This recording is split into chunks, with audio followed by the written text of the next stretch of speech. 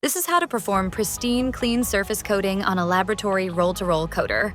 We begin with the stripper unit, where a carrier foil, typically PET or another protective liner, is unwound and peeled away from the functional film or substrate. This exposes a pristine, uncontaminated surface that has never been touched or exposed to air.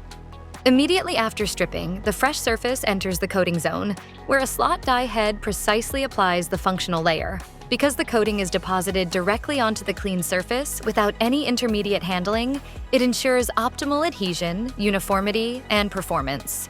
After coating, the web moves into the drying and curing zone, where infrared, hot air, or UV ovens remove residual solvents and solidify the coated layer under controlled conditions. Next, the coated substrate passes through a laminator, where it is encapsulated or protected by another foil or barrier film that also presents a pristine, clean surface. In this way, you can ensure that the surface is never contaminated by rollers or the winding process. This step can also be used to seal the coated layer for further processing or characterization.